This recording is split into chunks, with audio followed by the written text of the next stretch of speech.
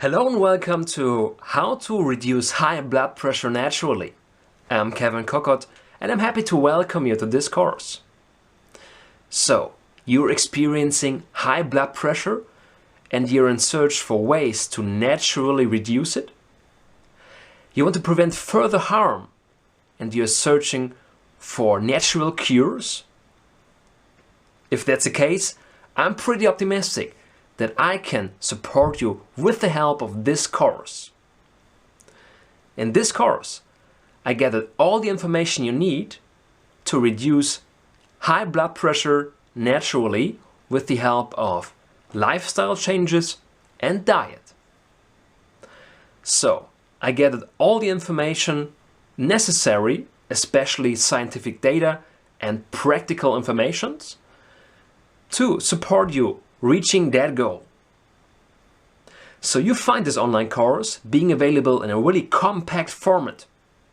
That means that you save a lot of time researching all the information being dense down here in 2 hours for your own. You can use that time to do the things you love. So I'm pretty proud to tell you that right now, this course you have here right now is the most comprehensive course you'll find on how to naturally reduce high blood pressure. And I claim furthermore that you most likely have a person within your family or your friend circle that is actually experiencing high blood pressure. And if not, it still makes a lot of sense to prevent further harm like ateriosclerosis, stroke or heart attack in dealing with this issue. So I invite you to take part in this course, and if you have any questions during the way, just let me know and just message me. I'm happy to answer you anytime. Enjoy the course and don't forget to rate the course, especially if you like it. So take care. Hello and welcome to How to Lower High Blood Pressure Naturally. I'm Kevin Kokot and I'm happy to welcome you to this course. So, what are the goals of this course? First of all, I want to offer you some compact information about hypertension, the causes of hypertension, the consequences of hypertension, and some key data. So, you get to know the dimension of this topic. And as far as I'm concerned, it's a big one. In the second part, I want to demonstrate some options for the natural reduction of high blood pressure. So you get to know some practical options to reduce high blood pressure naturally and self-determined. In the third part, I want to support you, generally speaking, living a healthy and self-determined life.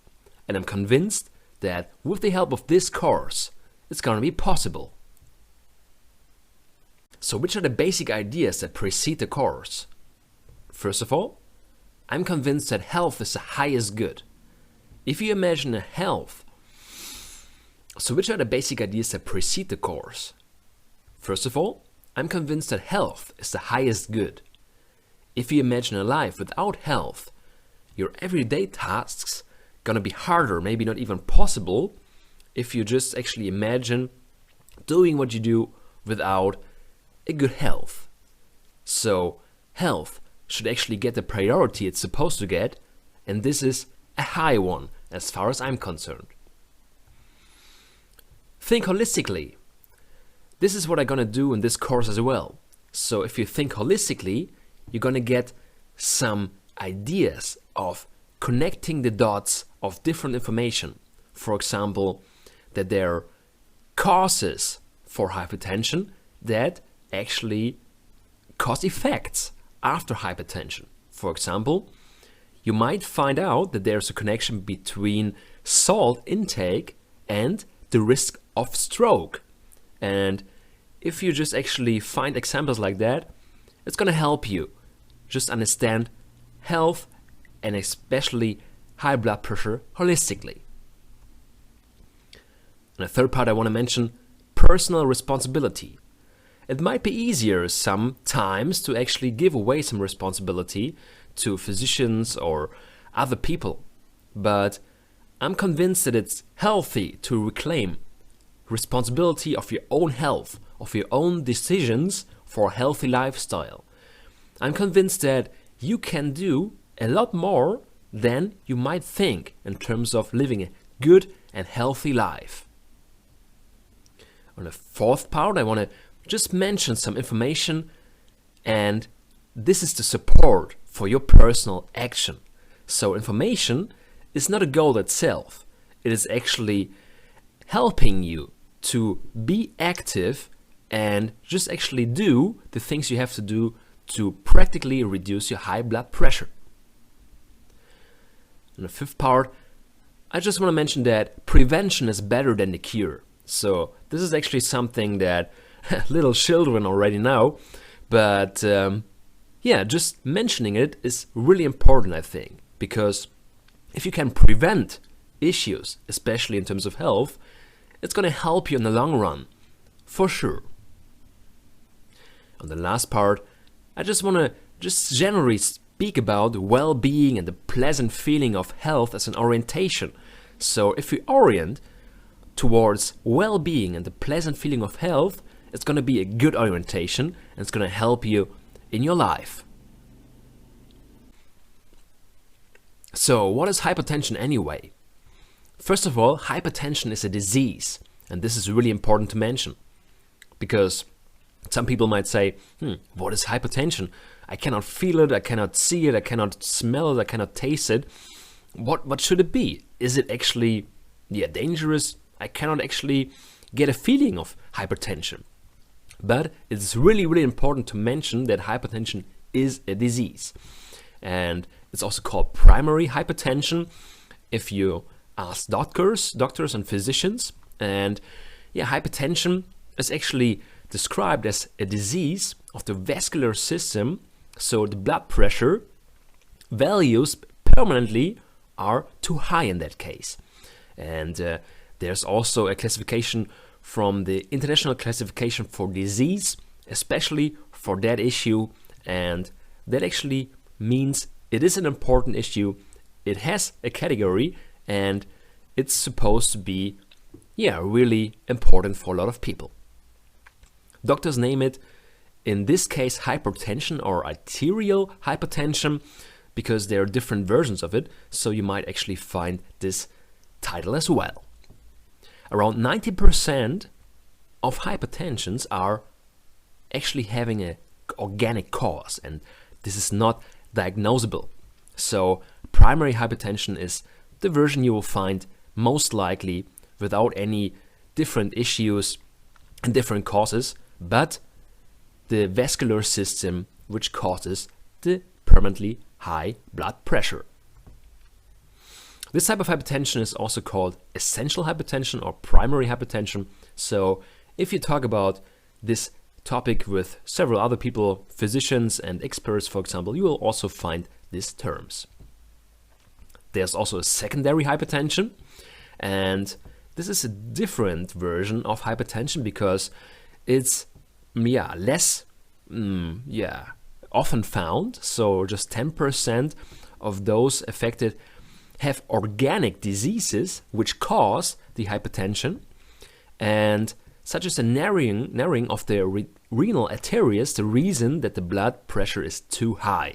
So in some cases it can be the case that there's some cancer causing actually high blood pressure, and you have to find the reason of your blood pressure to treat it in a good way. So this is really important to find out, because you want to make sure that you actually are on the right path with your hypertension. Doctors also name it secondary hypertension. In these rare cases, it is possible that the underlying disease should be first treated. So not the hypertension itself should be treated, but the underlying disease. For example, in case of renal arteries or cancer, for example, this is really important to get to the cause of this issue. So make sure you know what your kind of hypertension is, talk with your physician about that issue, and then you're going to find out what your way of action is. For the majority of the people, it's going to be primary hypertension, and this is really, really directly linked to lifestyle. So what is hypertension anyway? If you take a look at the physiological issues and the physiological procedure of hypertension, and if you imagine the heart muscle, you'll find out that actually a contraction or a pumping of the heart muscle will call a pressure called systole. And the systole is really important while you're measuring your blood pressure. So just keep in mind, contraction or pumping is causing systole. And the other way around, also imaginable. So the heart muscle just actually relaxing or untightening is called diastole. And the diastole is actually also really important if you take a look at your high blood pressure or your blood pressure in general. So if you actually see the values of high blood pressure and blood pressure in general, you'll find out that it's actually categorized. And there is a really recent categorization which has been renewed in 2017, and that actually means that if you have the systolic blood pressure under 120 and the diastolic blood pressure under 80, you're going to have normal blood pressure. If you have 120 to 129 systolic blood pressure, you're going to find pre-hypertension or elevated blood pressure in some cases. And just actually finding values over 130 and over 80 diastolic blood pressure, you'll find out, okay, it's still pre-hypertension or even hypertension since 2017. So you can imagine higher values, but just keep in mind these grids, these overviews, because you want to actually know, are you actually classified with high blood pressure or not? And these values give you a chance to compare your personal recordings with that general statement of your systolic and diastolic blood pressure. So one more thing about the unit, it's called torr and it's measured in millimeter mercury column. So this is a measurement of pressure, and you can find out at Wikipedia what torr actually means, but just keep in mind that this kind of measurement where we're gonna have these values at mean that it's gonna have a certain pressure measured, and it's gonna be comparable with a mercury column. So what is actually the status quo in the USA in terms of blood pressure? And you'll find out pretty easily that this is a really, really big topic. So 1 in 3 American adults have high blood pressure. Blood pressure and high blood pressure especially contributes to 1,000 deaths a day. Just actually imagine that number and imagine the suffer that goes within with all the participants involved, and especially with a disease like that, which can be easily treated in most cases with lifestyle changes. So when your blood pressure is too high, you're 4 times more likely to die from a stroke, and you're 3 times more likely to die from heart disease. So just name it as it is. There's a lot of connection between high blood pressure and other cardiovascular diseases like heart disease or a stroke. And you don't want to experience something like that. So I would recommend to do everything you can to actually prevent that issues. So 69% of people who have a first heart attack have high blood pressure. 77% of all people who have a first stroke actually have high blood pressure in advance. So 74% of people which have chronic heart failure have high blood pressure in advance. So an annual estimated cost associated with high blood pressure is numbered by 51 billion US dollars. And the medical expenses, just on a single note, are pretty high already. So this is the biggest number with the general number associated. So $47 billion for direct medical expenses.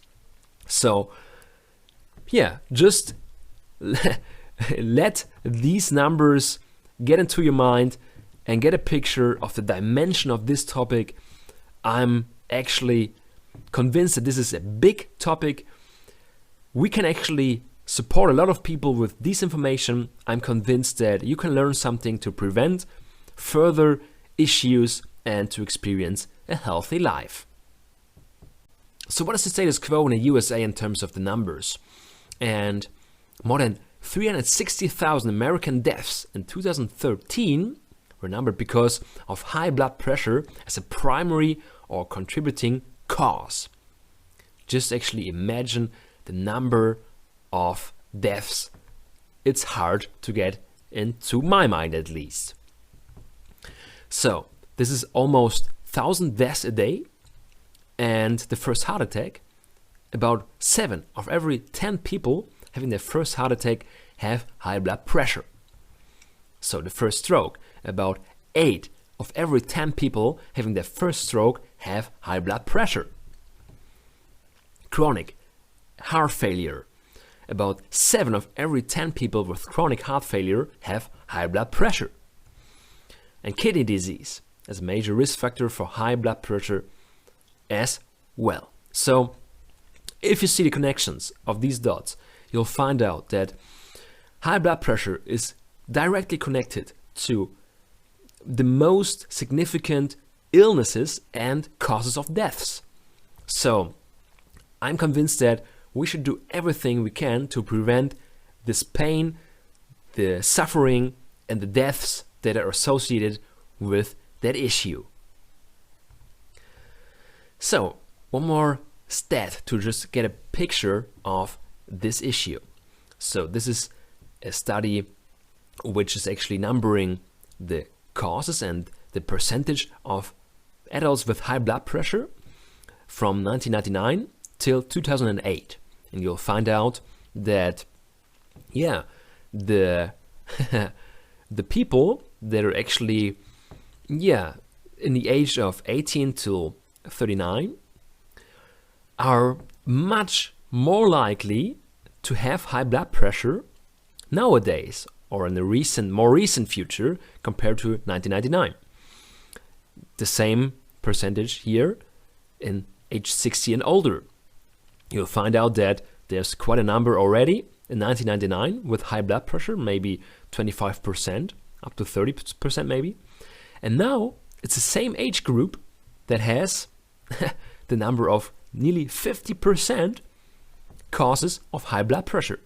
So it's the same age group, but they are more prone to experience this kind of illness and this kind of disease. So this is also a stat that considers the gender. So what is the difference between men and women?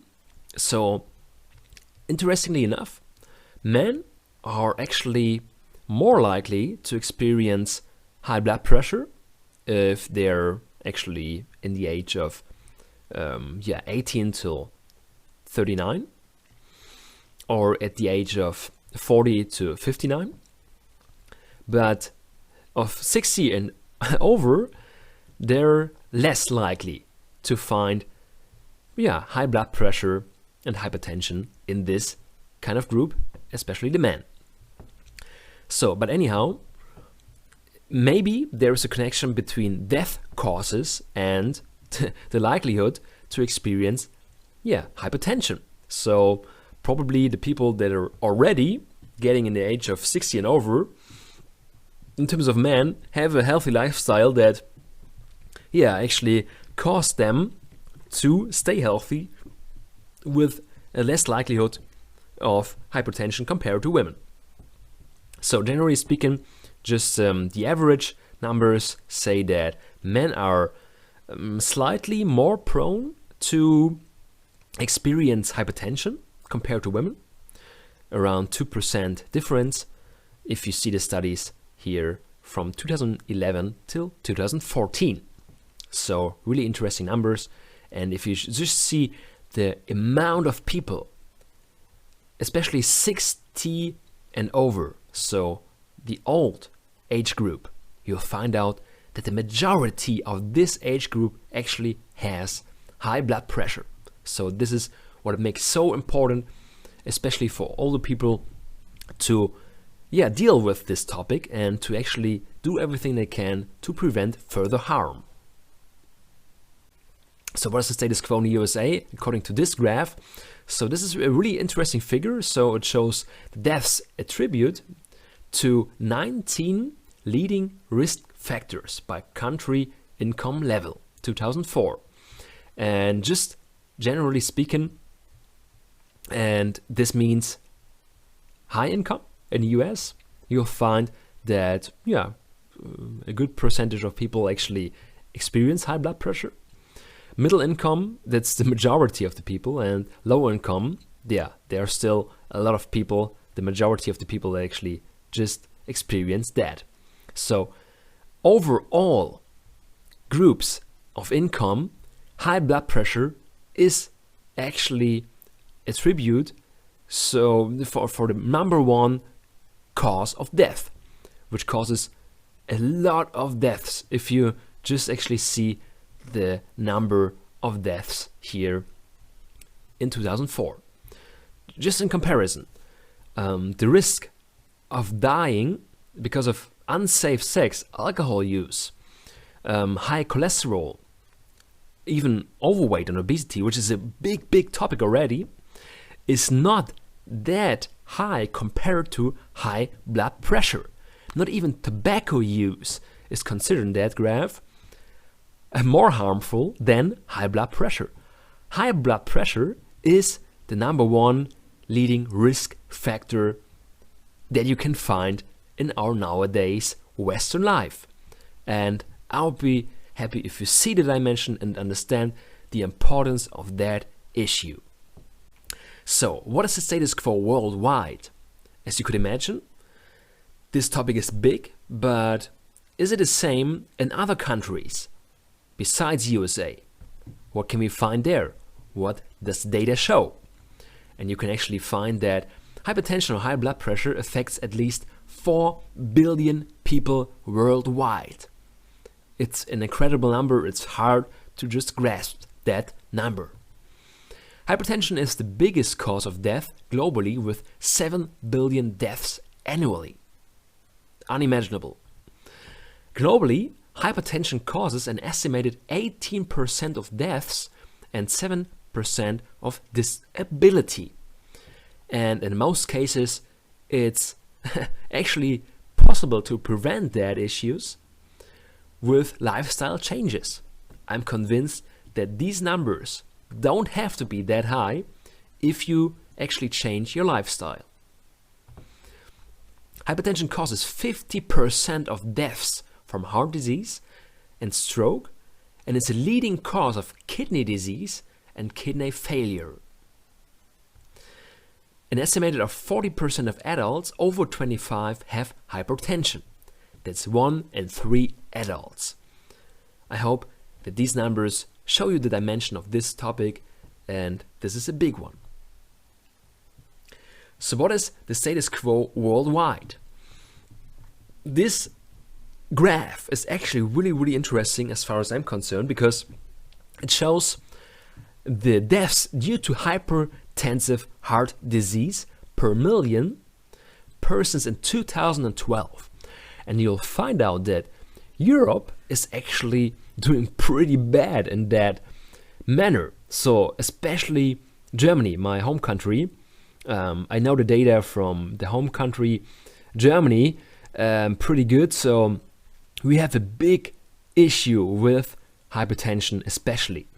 So not even that high here in USA, not even that high in other countries like Turkey, like Southern Africa and so on. So Europe is doing pretty bad in terms of that issue, and there's a lot to do.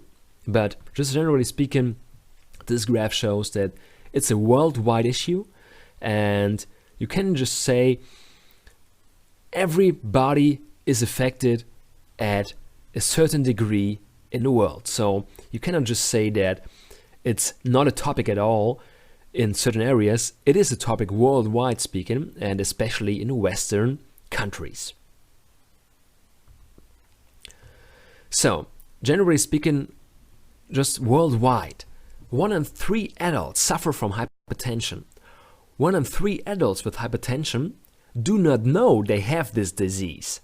Really, really important to just actually see the options you have. Are you aware of your hypertension? If you're aware, you can act much better than you're just actually, not even knowing that you have to do something to prevent further illness. And then a last note, 1 in 3 adults treating their hypertension cannot keep it under 140 to 90. So there's a lot of things to do to prevent further harm. So what are actually the causes of high blood pressure? So as you can see here, the source that is cited is Robert Koch Institute, a research institute for medical topics in Germany, and they have a high reputation in terms of that issue. So what they mention is, it is estimated that the variance of blood pressure is influenced by 30 to 40% of genetic factors and 60 to 70% of environmental factors. However, a genetic predisposition does not necessarily lead to the manifestation of hypertension. Despite heredity, predisposition, blood pressure can be lowered solely by changing lifestyle factors. And this is really, really, really important to mention. So you'll find that there are external factors and internal factors. External factors are overweight, especially high salt intake, high alcohol consumption, lack of exercise, chronic distress, low potassium intake. And internal factors could be increased insulin and kidney dysfunction, hyperactivity of your sympathetic nervous system. So there are different issues that might be genetically predisposed. But however, even if you experience it, even if you have that, this research institute states that you can see changes, and especially lowering your high blood pressure, with dealing with lifestyle factors. You can change your lifestyle, which actually changes your high blood pressure to a better. So this is possible, and it's really important to mention that even if there are internal factors, even if you have genetic factors, the lifestyle change is still an option. It's still possible to see results. So what are the causes of high blood pressure in detail, especially overweight? So I just actually brought that graph from a German study because it actually shows pretty good the correlation between hypertonic people and obesity. So overweight and obese people, you will find that there is massive changes here in hypertension and high blood pressure. So you'll find out that, for example, in women, less than 25% of the people have actually high blood pressure in terms of people that have a body mass index lower than 25, so a low body mass index. A body mass index from 25 to 30, you'll find out that the number increases significantly. So it's around half of the people that actually have hypertension. And if you experience a body mass index of over 30, so that basically means that you are obese, so in that standards of measurement, you are obese, the likelihood to experience high blood pressure, to be hypertonic, is around 70% in both genders. So see the correlation between overweight and high blood pressure. There is a correlation. You will find that in several other studies as well, but I thought this graph is showing the issue pretty good. For example, just to mention the dimension of overweight itself, 2/3 of men and half of women in Germany are overweight. A quarter of adults, so 23% of men and 24% of women, are severely overweight, so they can be called obese. And this is a big number of people. So we here in Germany have to deal with that topic already. So just do what you can for your personal health to prevent these issues in terms of overweight. So what are the causes of high blood pressure in terms of salt intake? Actually, there is approximately 20 to 30% of the population that is sensitive to salt. So with genetic predisposition in the course of their life, predisposing to hypertension. So this is really interesting to mention. There is something like a genetic predisposition for hypertension in terms of salt sensitivity. But as you cannot really be sure whether you're salt sensitive or not, you actually might be skeptical about whether you're salt sensitive or not. If you are, then you should be aware of that issue even more. But if you're not, it's still important to consider taking in less salt. About 40% of hypertensive patients respond to increased salt intake with a blood pressure increase. So the people that already are hypertensive, that already have high blood pressure, the majority of the people react with an even more increased blood pressure. So this is like giving gas to a fire. This is like gasoline on a campfire. It is already burning. It is already, showing some issues, and then you just actually increase it with salt in that case. The need for sodium, a major constituent of salt and a key factor in controlling blood pressure, is met in adults by 2 to 3 grams of salt per day. And this is a slow and really low number. So not more than 6 grams of saline daily is recommended by the German Food Association. So the German Association of Nutritionists. So recommendation of the World Health Organization, the WHO, it's maximum 5 grams salt per day. So even less than the German recommendation. So if you see that the average consumption of salt per day is 10 grams of salt for men and 8.4 grams for women. And even that is actually most likely underestimated or not even realistic in some cases, because often more salt is consumed. In comparison, for the salt intake, if you actually take a slice of bread, maybe 50 grams is already a decent slice of bread, you will find in that slice of bread already 1 gram of salt. So if you eat 3 slices of that bread, you will find that your salt per day intake is already met for sodium. So you see, it is pretty hard to just get rid of salt in our everyday life. But in this course, I'm going to show you what to be aware of and how to reduce your salt intake. So, high alcohol consumption, another cause of high blood pressure. Numerous studies show the connection between increased alcohol consumption and hypertension. So there's a link between these issues.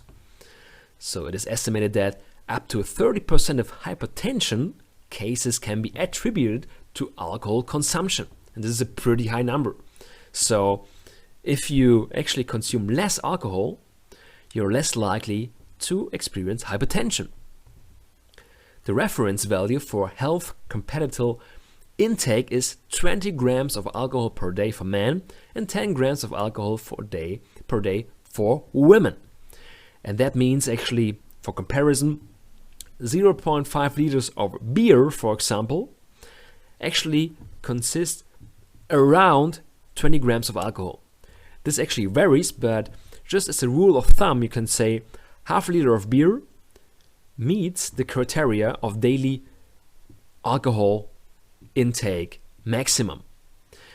I mean, just as a side note, it doesn't hurt if you consume less than that, so it's actually even more beneficial as far as I'm concerned. But just to get a feeling for numbers, it actually is influence, it is a cause of hypertension. So if you get rid of the cause, you can actually do really, really good in terms of your hypertension values. So what are the consequences of high blood pressure? If we actually take a look at the results and the further consequences, and you can find out that high blood pressure is really directly connected to damage to your arteries, damaged and narrowed arteries especially. So it's connected to damage to your heart, coronary artery disease, aneurysm. So all the topics are connected to high blood pressure, as you can see here, cited from the source. It can be directly linked to damage to your brain. So high blood pressure is a leading cause for damage to your brain in terms of stroke, in terms of dementia, in terms of even mild cognitive impairment. So you're not even on a cognitive level to have a capacity to be on your best level if you experience high blood pressure on a regular scale. Damage to your kidneys, so kidney failure, kidney scarring can be a consequence of high blood pressure. Damage to your eyes, eye blood vessel damage, fluid buildup under your retina, nerve damage can be a cause. Maybe something you haven't even thought about, but even the nerve damage is connected to high blood pressure. So why just actually experience that if you don't have to? Sexual dysfunction is a consequence of high blood pressure for male and female. So I don't know whether you want to experience that, but I don't. So other possible dangers of high blood pressure consist in bone loss, trouble sleeping especially. So if you don't experience a lowering of blood pressure while you're sleeping, you cannot sleep, you cannot rest that good. So this is directly connected. And on a last note, high blood pressure emergencies, for example, memory loss, personality changes, trouble concentrating, irritability of or processive loss of consciousness, stroke, chest pain, heart attack, sudden loss of kidney function are all connected to high blood pressure emergencies. So this is really, really important to mention. These issues are all interconnected, and just actually see the consequences of high blood pressure as really important, really directly influencing your health, your personal health, and I would recommend to do everything you can to prevent that issue. So what are the consequences of hypertension, especially if you take a look at heart failure and hypertrophy? So the effectiveness of hard work is reduced in terms of hypertension. If you experience hypertension, this is a cause. This is not a cause, but a consequence of that issue. So effectiveness of hard work is reduced. Heart can no longer provide the required delivery of the blood flow, so it will pump harder. So hypertensive patients have 4 times higher risks of having heart failure because of cardiac muscle hypertrophy, the result of extra hard work that the heart muscle has to do because of the hypertension. So yeah, this is extra work for the heart, and the muscle is pretty tired basically. So this is an effect of hypertension and a consequence of that. If necessary, the buildup of muscle, extra muscle to keep the heart muscle pumping, can cause the blood supply no longer be sufficient. So what it actually means is your heart is not working properly anymore because of that extra work it has to do because of hypertension. So if you get rid of hypertension, you get rid of that issue. So ateriosclerosis as a consequence of hypertension. So if you take a look at this, you will find out that main risk factors for development of atherosclerotic vascular changes and vascular constriction is actually reduced perfusion of important organs with corresponding organ damage. So further on, there is a certain layer within your arteries that fills the arteries on the inner wall, and this called endothelium is injured. And this injured endothelium, this inner wall in your arteries, is causing inflammation.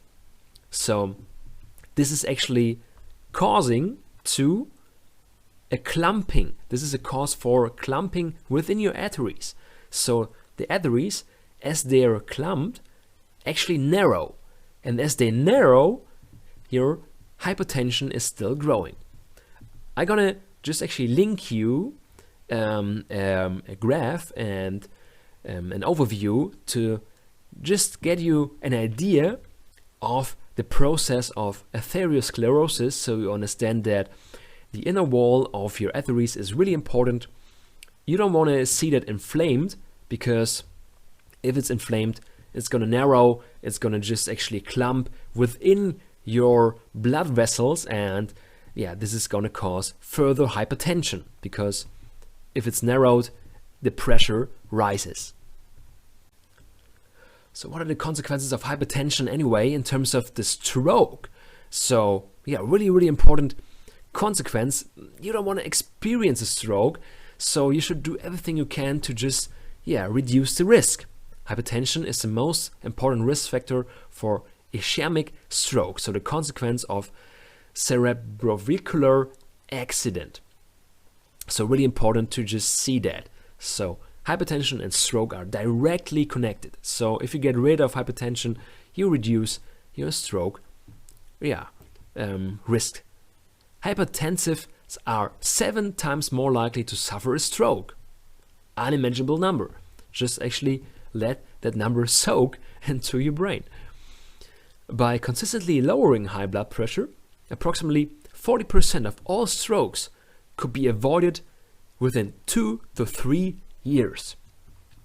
It's an amazing statement, and this is a government source, so I provided the link so you can check the information for yourself, but it means that you can do something in terms of your stroke risk and reducing your stroke risk, and this is within a reasonable time frame. 2 to 3 years is pretty good, what you can actually see in terms of results. So I can recommend, I can just promote, just be active, and look forward for natural lifestyle changes. Every year, more than nearly 800,000 people in the United States have a stroke.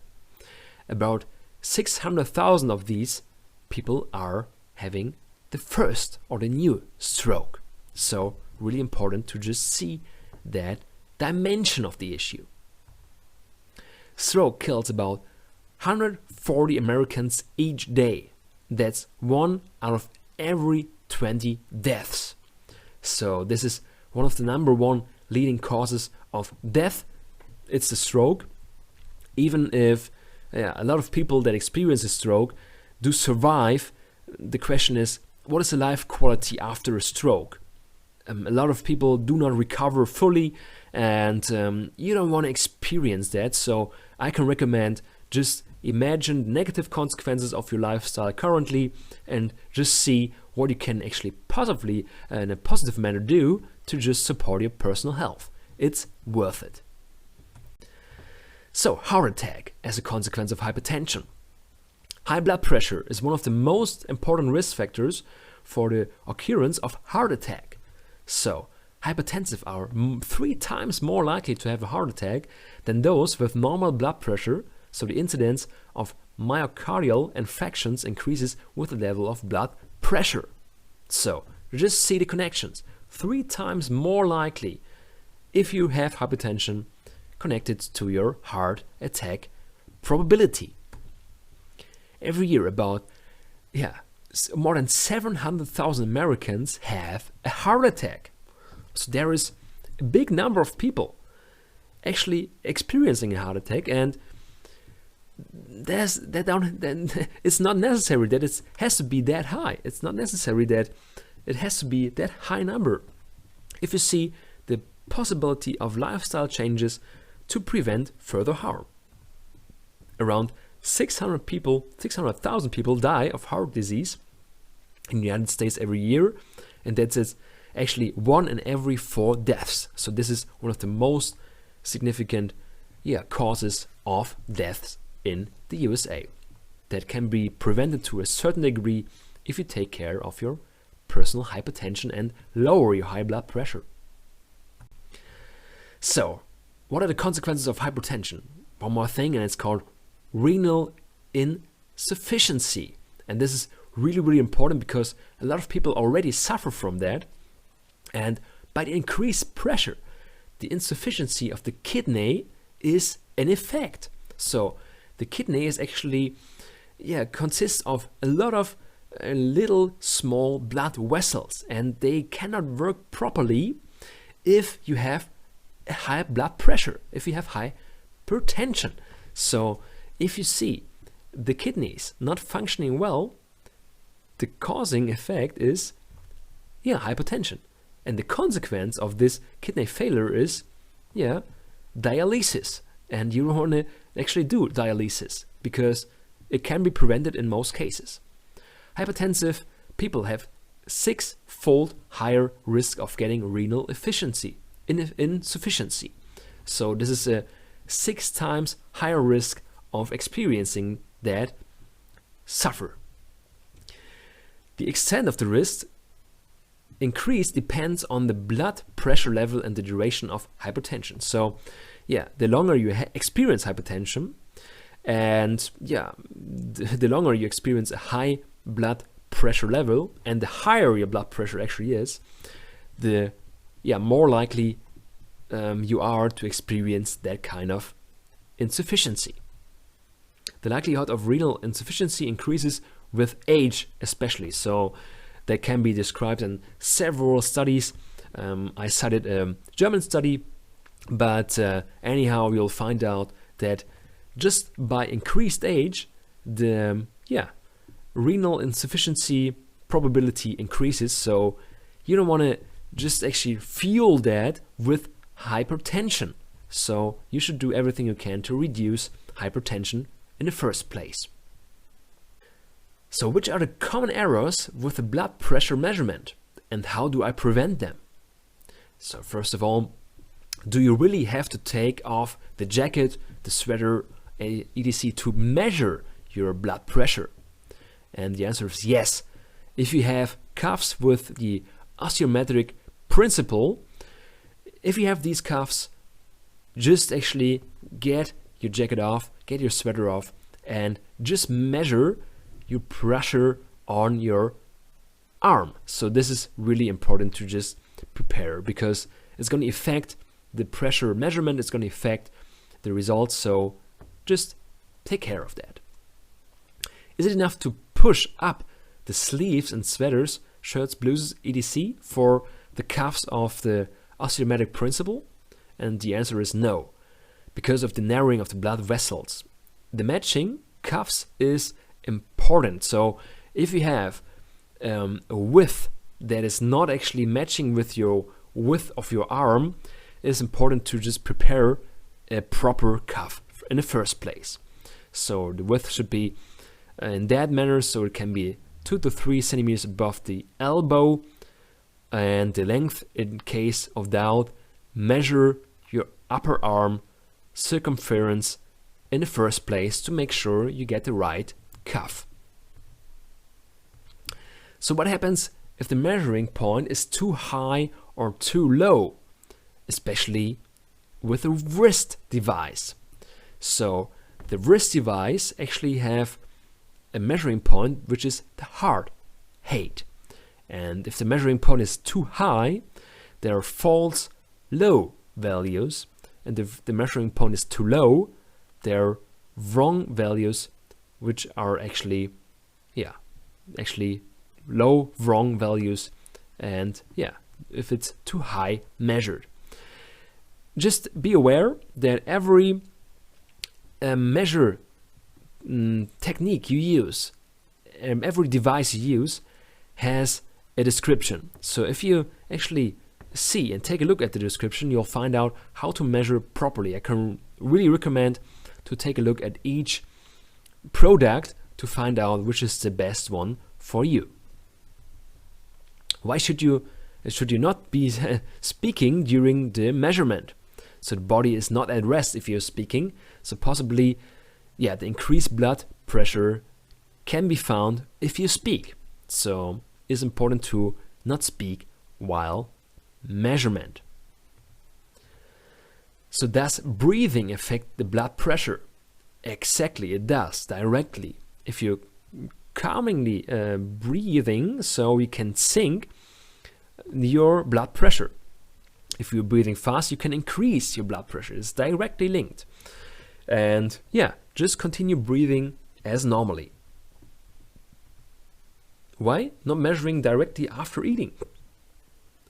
So more blood in the digestive system can be found after directly taking in a meal. So just 1 hour later, it is better to just measure your blood pressure, because it's going to be equalized in terms of the amount of blood in your general system. Why not smoke before taking blood pressure values? Because it's directly connected to an elevation of blood pressure by nicotine. Nicotine increases your blood pressure, and this is directly influenced. So do not smoke and then measure your blood pressure, because nicotine is going to influence the values. Why should one not measure for consumption of alcohol? So if you actually had some alcohol, I will recommend to not measure your blood pressure, because blood pressure is most likely lower than normal. Because if you just have a little amount of alcohol, the vessels widen. So if you have more open blood vessels, you will find that your blood pressure is actually lower than normal. So also alcohol consumption is directly linked to an error in terms of the measurement. Why not to do 2 measurements immediately after each other? And the answer is because it's better to do a break for 1 or 2 minutes, because the blood circulation in the vessels, especially the arm vessels, can be equalized, can be normalized. Why does ambient temperature matter? So it matters because it has an indirect effect to your blood pressure. If it's too cold, you're going to contract, your muscle's going to contract, but also your blood vessel's going to contract. If it's too hot, it's going to widen. So just be aware of that. Why can you not take a bath before the measurement, or why it's not recommended? Because it's also connected to relaxation of blood vessels. So if you just actually see the connection of the relaxation of the blood vessels, that actually means that the water pressure supports the return of blood to the heart. So it's directly influenced, so I recommend to not take a bath before a regular measurement because it's going to affect your results. The last note, why should one not measure with a full bladder? Because it directly affects your measurement, because your nervous system is activated, and that means there's an increased blood pressure most likely be found. So what are the possible side effects of antihypertensive drugs, generally speaking? So first of all, I would like to mention that I think most of the people are not aware of the side effects of antihypertensive drugs, because most likely they just see the positive results, and this is that they cause a regulation or a reduction of high blood pressure.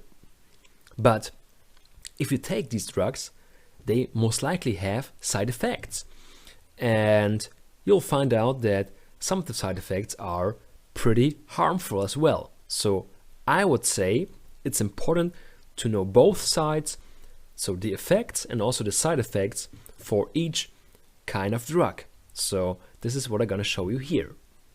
First of all, for the most common side effect, the most prescribed antihypertensive drug is too low blood pressure. So low blood pressure is actually a side effect that can be seen in a lot of hypertensive drugs. So this is kind of ironic, but yeah, that actually means that these drugs cannot regulate your hypertension, but overregulate. So they go from one extreme to another with these kind of drugs. So yeah, these are actually the most likely seen effects. So too low blood pressure as a side effect of taking these drugs. And 2 out of 3 people with hypertension need at least 2 drugs to lower their blood pressure.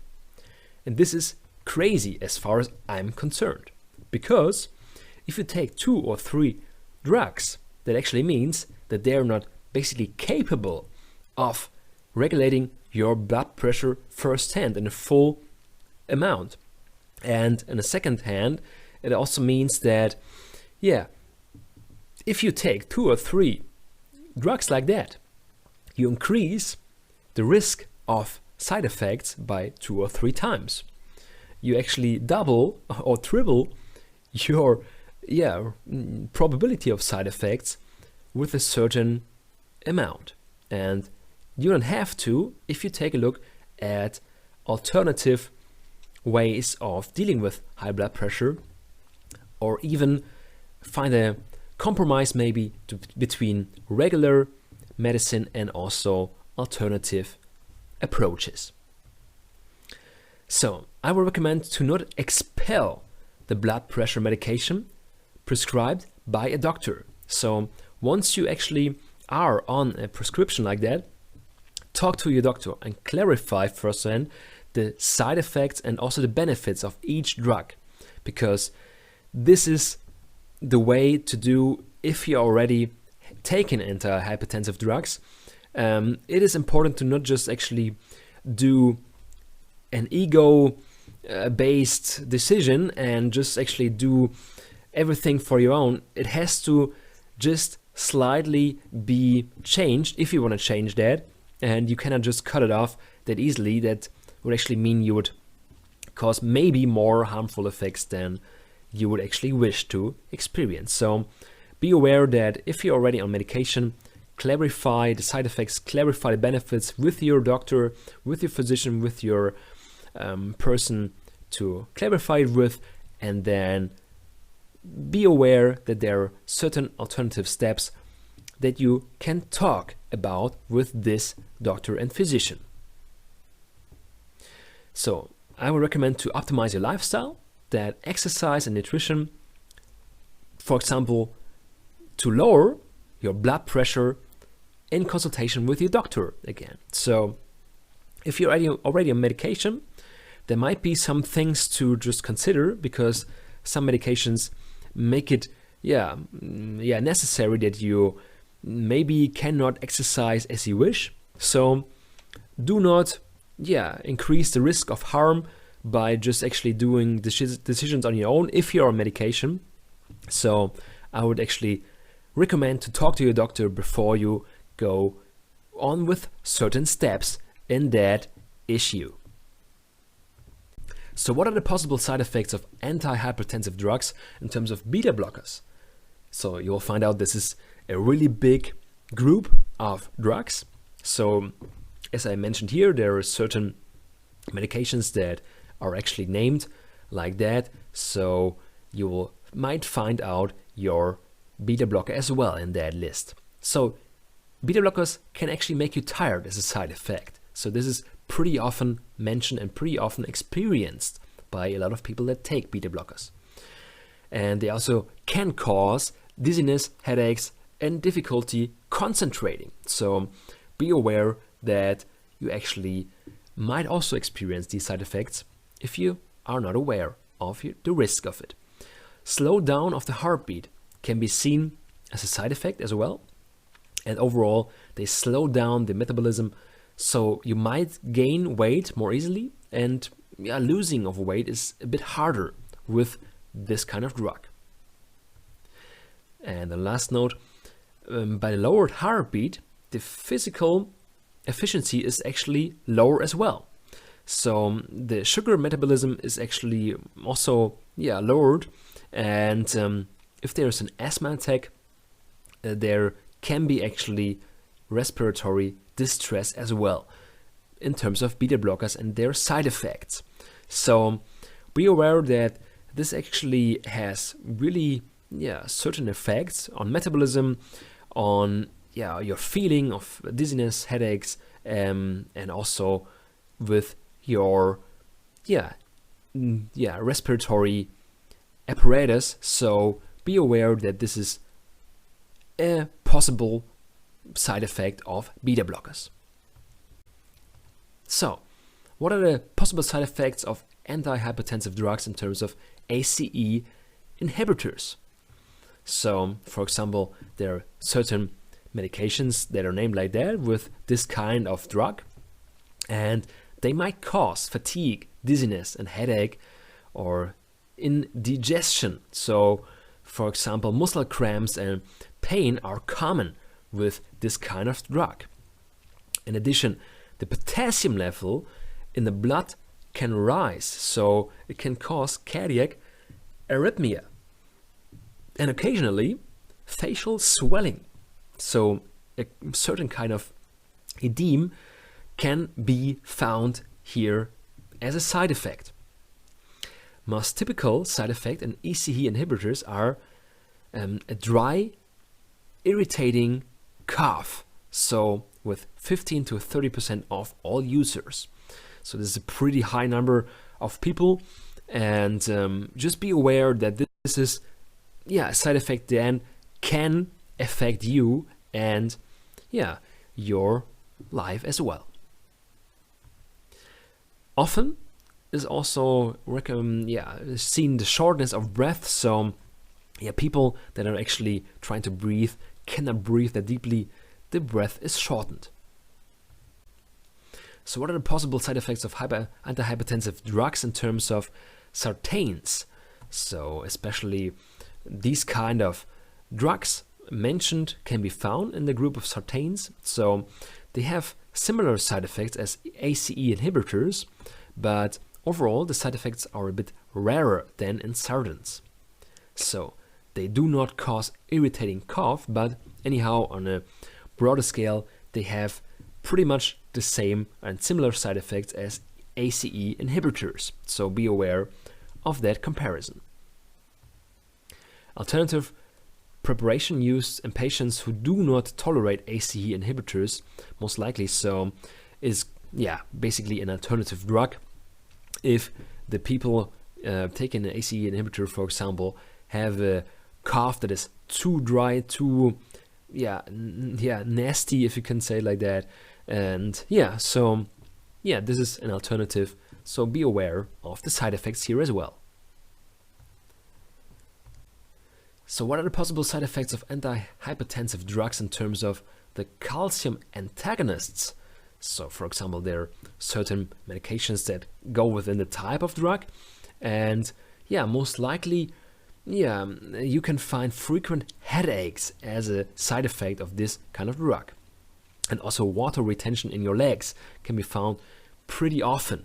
So, and also dizziness and nausea, as well as arrhythmia of the heart, are kind of common as a side effect in this kind of drug. What are the possible side effects of antihypertensive drugs in terms of the water tablets or diuretics? So first of all, you have certain types of medication that go within the group of antihypertensive drugs. On the second hand, there are frequent disturbances in the mineral balance, and there's an excessive loss of potassium, sodium, and magnesium. And this is really crucial because if you are able to manage these mineral balances for your own, you actually can cause a balanced blood flow, a balanced hypertension, a lowered hypertension, or even a regular blood pressure if you take in, for example, magnesium and potassium in a regular manner and in a balanced way. So ironically enough, so it can cause a disturbance in your mineral balance in the important minerals like magnesium. So disorders in fat metabolism often are a loss of appetite, nausea, rashes, and potency disorders. So yeah, you will maybe also experience a loss of libido, and yeah, maybe not even being possible to just do sexually what you want. So also dizziness when getting up. For example, if you're sitting down and then you want to get up, most people actually report dizziness as a side effect on that kind of drug. So be aware of that and talk with the doctor about that side effects to just actually balance the chance of lowering your blood pressure and also the risk of lowering your blood pressure with the help of this kind of drugs. So which is the best blood pressure monitor for your purchase?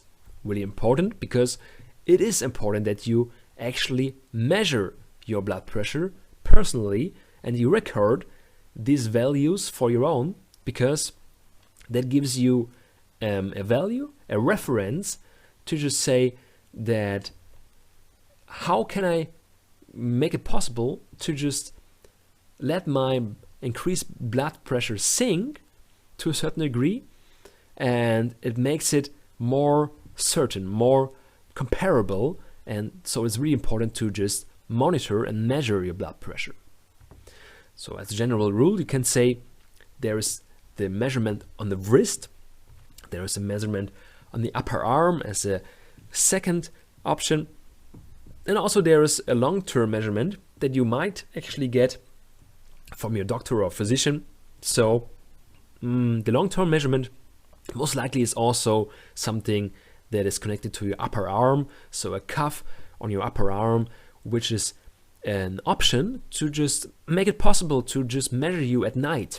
So really important as well. So I would actually recommend asking your physician in terms of that long-term measurement, so you have data for 24 hours and you can especially see how your blood pressure reacts at night. And this is really crucial, because if your blood pressure doesn't go at night, you might actually do something else than if it goes down at night. So it's an important factor to consider and to just measure as well. So the wrist and the upper arm, you will find that there are pros and cons in both sides. First of all, I would love you to just take a look at this picture. So you'll find out that the wrist monitor is actually here on the wrist area, on the heart height, so on the level of the heart where you measure it, and this is the cuff that is actually pumped up with air. So that's how the measure is going to be measured here.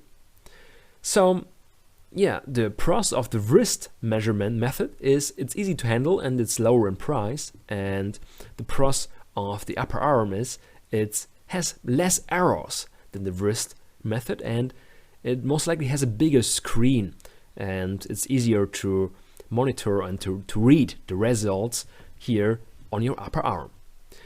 Yeah, the cons of the wrist measurement method is actually it's actually more prone to errors, and it's not suitable for some people because of the small display. And the upper arm measurement method, most likely you will find on the negative side that it has a higher price and it's a bit more effort in usage, because you have to have a cuff, for example, that fits your upper arm, and if it's too small, it's not really effective to measure. So it's important to just take care of a bit more things. But you can just compare the positive and negatives for yourself. Just make your decision to purchase one of these monitors, and this is the important basis for monitoring your blood pressure and to see also good results, to see better results with your lifestyle changes. Okay, so how can I lower my blood pressure naturally with my diet? So you can see that potassium-rich foods are actually really, really beneficial if you want to lower your blood pressure naturally. So first of all, what goes within is de-acidification. And this in addition to potassium. So be aware that these kind of topics are here intertwined and linked to each other. Potassium is an antagonist of sodium, and sodium you can see in salt as a main ingredient. So this is really important to mention. Potassium is an antagonist of sodium. And an excess of potassium cannot be achieved with your diet. So it's just really possible if you take a lot of potassium by supplications, if you supply that. But if you want to actually ingest potassium with natural foods, I recommend to eat as much food as possible. It is not possible to get excess potassium with your regular diet. So first of all, then we're gonna actually give you an overview. So low potassium diet means a higher risk of high blood pressure and strokes. So 3.5 grams of potassium a day is not reached by many people, although this is recommended by the officials. So as an orientation, 3.5 grams of potassium, you can actually find that in other sources as well. So if you want to look it up, how much potassium each food contains, you can actually compare it to your recommendation in terms of daily intake. So where you're going to find potassium-rich foods, it's first of all in legumes. So soybeans, beans, lentils, and peas, and other vegetables like buckwheat. I can really recommend buckwheat. It's a great vegetable, a great alternative grain, if you can see it like that. Parsnips, fennel, potatoes, celery, cabbage, parsley, and beetroot. So these are all really potassium-rich foods. Fruits, especially as well. Pears, really, really recommendable to eat. Pears, papayas, dates, and also watermelons. So really recommendable and really, great fruits to just eat it whenever you like. Dried fruits, especially, as a potassium-rich source. So, for example, apricots, dates, figs, and raisins, actually, let you reach your potassium-rich food level more easily. And on the last note, I can recommend walnuts and, generally speaking, nuts, because they also contain a lot of potassium, and it's actually relatively cheap to just intake this kind of fruits, vegetables, and things, because it's actually comparable with maybe if you see it like that, $5 per week for some of these items to just purchase. And if you can eat from that several days, you'll find out, well, this is pretty fair to just actually get that kind of positive results from such a little invest. So I would recommend to take a look at the return of investment of these fruits and potassium-rich foods. It's a good one as far as I'm concerned. So how can I lower my blood pressure with the help of my diet in terms of cacao? So this is really interesting and really, nice to see, because, with the help of dark chocolate, 80% or more content of cacao, you'll find that, this contains a lot of polyphenols. And these polyphenols actually have positive effects on lowering high blood pressure naturally. So the key is regular consumption. You'll find out that just a bar from time to time, or even just one actually big amount of consumption with 3 bars in one day will maybe not have that effect than the regular consumption. So the key is to just regularly eat dark chocolate with 80% cacao or more. So a German study can be cited here. So the participants just got 6.3 grams of dark chocolate for 14 days. And the effects were really significant. So they could lower their blood pressure by almost 3 millimeters mercury column systolic and almost 2 millimeter mercury column diastolic. So these are pretty good effects just with the help of eating dark chocolate. So I recommend to just consider this as well for your topic. You can measure your change in blood pressure for yourself, but it's worth a try.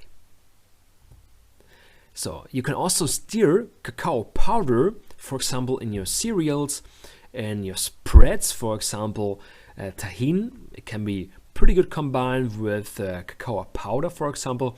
Or you can also make a drink with that, because you can not just get the dark chocolate just as a source for polyphenols, you can also use it as a powder with the help of the mentioned options. So how can I lower my blood pressure naturally with my diet? With the help of freshly pressed vegetable juices. So first of all, the nitrate content of beetroot, especially fennel, cabbage and spinach, actually turns you into hypertension. So it converts to nitric oxygen. So this is really key to understand. So nitrate and nitric oxide are here combined in that case. So nitric oxide also produced in your body. So it has anti-inflammatory properties, and the relaxation of the vascular muscle groups and sequences are really measurable. So it lowers your blood pressure as an effect. So the cause is nitric oxide. So for example, there was a study by the Queen Mary University in London, and the study found out that the volunteers that drank 0.25 liters of beetroot juice, so just a little glass, they were actually found to have a reduction of systolic blood pressure by 12 millimeter mercury column. Even the diastolic could be reduced significantly. 3 to 6 hours after drinking, they measured the best effect. So really, really interesting to just see what is possible just by drinking freshly pressed vegetable juices, or for example, the beetroot juice. Interestingly enough, half a liter of carrot juice a day had the same effect. So if you don't like beetroots, you might like actually carrot juice. You will find maybe also fennel juice or other options. I would recommend to just try out what suits you best, and it can be actually really tasty as well. The pomegranate juice is maybe also something to mention. It is not a vegetable in that case, but it's important to just see that it's also hypotensive. So it means that it can lower your high blood pressure really effectively, because it also contains a lot of polyphenols and a lot of secondary resources of the plant itself to just lower your blood pressure naturally. So really recommended. I think it tastes great as well. So just drink that kind of vegetable juices or pomegranate juice, and you will find out that you actually can lower your blood pressure over time. So how can I lower my blood pressure naturally with my diet? With the help of less salt. So reduced salt intake. So salt sensitive people and salon sensible persons can actually be measured. So you can actually find out whether you're a salt sensitive person or not by asking your doctor for certain tests.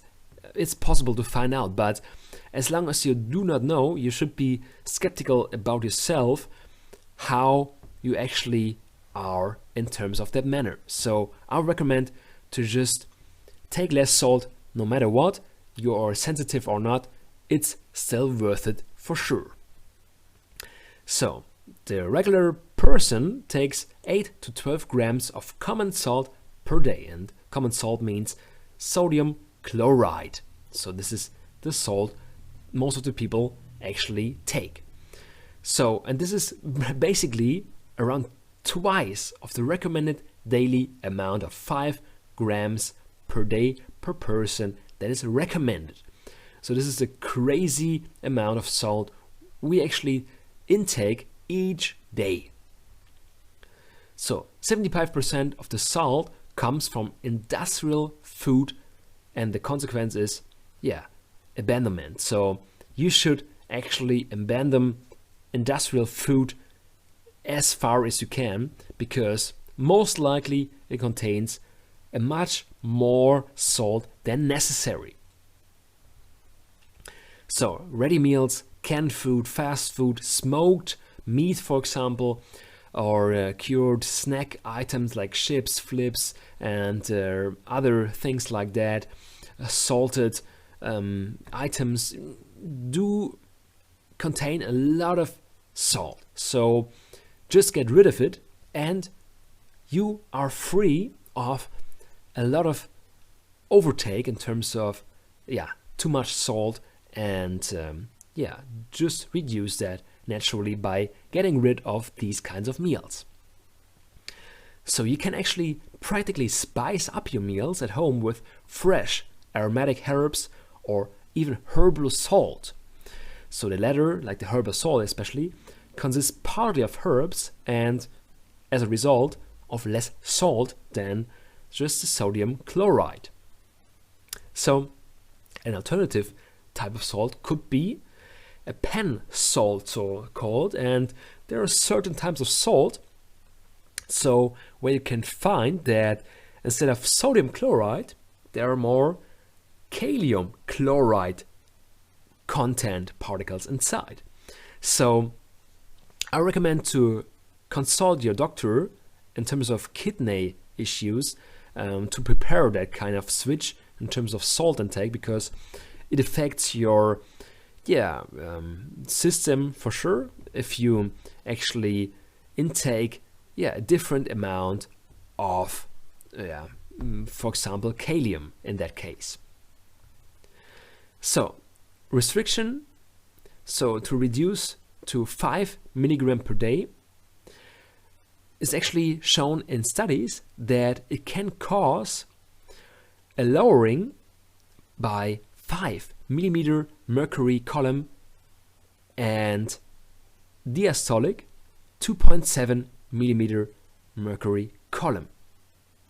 And the restriction to 3 milligrams of salt per day was actually measurable to reduce the blood pressure up to 22.7 millimeter mercury column and diastolic blood pressure reducement of 7 9.7 millimeter mercury column in comparison. So this is really significant. This is really, really important to understand that less salt is able to just reduce your blood pressure significantly according to the studies I just cited here. How can I lower my blood pressure naturally with my diet in terms of omega-3 fatty acids? So especially omega-3 fatty acids relax the muscles of the blood vessel walls, so they cause elasticity. So you want to have flexible blood vessels to just function properly. So this is really good to find here. So also improvement of the flowability of the blood. So also really, really important to mention, just with the help of omega-3 fatty acids. The omega-3 fatty acids also were just researched in scientific studies. So they have effective anti-hypertensive effects. An omega-3 source includes linseed oil or linseed, for example. A study with high pressure patients who also reduced blood pressure by 15 millimeters mercury column systolic and 8 millimeters mercury column diastolic under vasoconation in the leg aterius. So they had the smoker's leg, you can say it like that. So they're actually having big issues already in advance. But nevertheless, they could reduce this kind of high blood pressure just with the help of 30 grams of flaxseed per meal per day. And I think this is amazing. This is just actually something you would not expect in a person as far as I'm concerned, but just by eating more flaxseed, it was possible for them to reduce their blood pressure significantly. But be aware, use linseed oil just for the cold kitchen and do not heat it, because if you're gonna just heat the linseed oil, you're gonna destroy the valuable ingredients of the oil itself. So it's worth it to just use it in a cold kitchen and do not heat it. So when using flaxseed, drink enough. I can recommend it. So up to 2 liters per day. Otherwise, you should be aware there's maybe constipation to experience, but this is actually for people who try to switch to flaxseed in their regular diet. So be aware that the fiber content is higher here, so you should drink a lot just to support their digestive process. Alternatives to linseed oil and linseed could be a vegan alternative in terms of DHA oil. So it's from algae.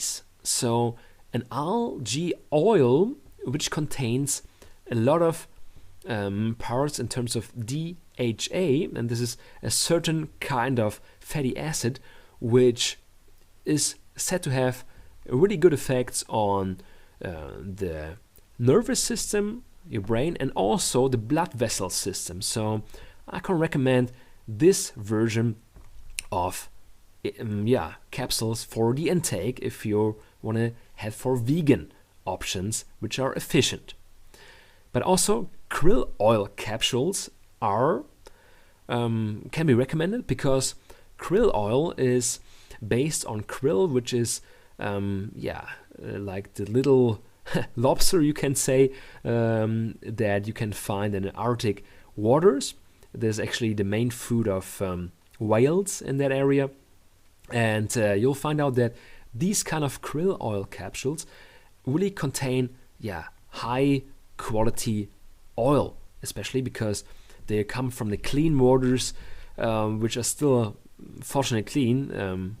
As you know, most of our waters nowadays in the big areas are contain a lot of plastics, but in the Arctics this is something you would not find that likely. So krill oil capsules can be recommended, and also they can be digested pretty good. Another source can be almonds and walnuts.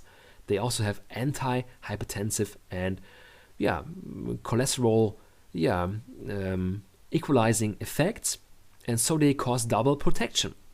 Only 9 walnuts plus a teaspoon of walnut oil daily can lower your blood pressure, and this is pretty good. So just consider this. It doesn't have to be a lot to prepare, so it's possible to just do it with some things you might actually like already and just combine it and add it to your daily routine. Something I didn't mention here is the fish oil capsules, because I tried them for myself, and it's hard to recommend them because, they are hard to digest. You might experience some reflux, which is kind of nasty, to just say it like that, and I wouldn't recommend that. So you actually might experience a bad smell of your mouth as well. This is something you would not experience with algae oil capsules, with krill oil capsules, and also not with walnut oil or something like that. So I would recommend to leave fish oil capsules be. Most likely they're hard to just their intake is pretty hard in that case, I would say. So how can I lower my blood pressure naturally? With my diet, with the help of magnesium. And the effect of magnesium is basically relaxing. So also for blood vessels, you will find a blood pressure reduction just by the intake of magnesium. And you will find out that around 1,000 milligrams of magnesium a day can actually show you a visible effect. So that might be a bit higher than regular recommendations, but it is possible to just see pretty good visible effects if you are oriented on this scale. The increase of magnesium in terms of deficiency, increased hypotensive effect of potassium and magnesium in return, and that can be lost to the body in diuretics, so dehydrating drugs. So these things are also interacting. So the dehydrating drugs and magnesium and potassium especially. So I recommend to just actually ask your doctor in terms of potassium, magnesium especially, how much you can intake without risk. So especially if you take dehydrating drugs. So, but to see the positive sides of the natural ingredient or natural supplement magnesium, there's a possible blood pressure reduction of 12 millimeter mercury column systolic and 8 millimeter mercury column diastolic just by taking around 1,000 milligrams of magnesium a day. So this is a significant option. This is pretty good, and I personally think it's worth a try if you see that option for yourself. So how can I lower my blood pressure naturally with my diet? With the help of the coenzyme Q10. So this is really important because the coenzyme Q10 can reduce blood pressure by 10 to 17 millimeter mercury column systolic and 8 to 10 millimeter mercury column diastolic. And this is pretty something. This is a good amount of potential to reduce it naturally just with a coenzyme.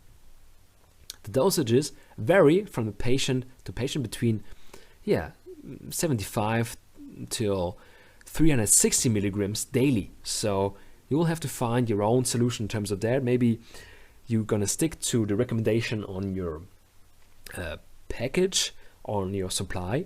So that might be a good orientation to start with. Taking coenzyme Q10 does not lower blood pressure immediately, but quite gradually. So you would see an effect over time. So it's also good to combine it with other options, maybe to just support the effect of reducing high blood pressure naturally. And however, there are also people whose blood pressure does not respond. This is also important to mention, but in other ways, just generally speaking, the body benefits from coenzyme Q10 intake. For example, it's supposed to have anti-aging effects. It's going to have positive effects on your skin and also on your fat burning metabolism. So it's pretty interesting to just consider it as a contribution to lower your blood pressure naturally. So how can I lower my blood pressure naturally with my diet? With the help of L-arginine. So basically, the amino acid L-arginine stimulates the body formation of nitric oxide, NO.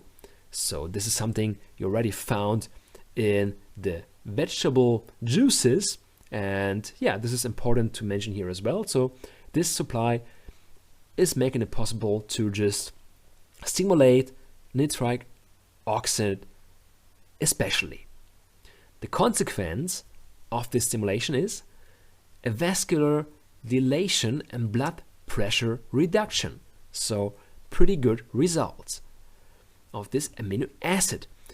So 3 grams of L-arginine daily is lowering the systolic blood pressure by 5.4 millimeter mercury column to the diastolic by 2.7 millimeter mercury column.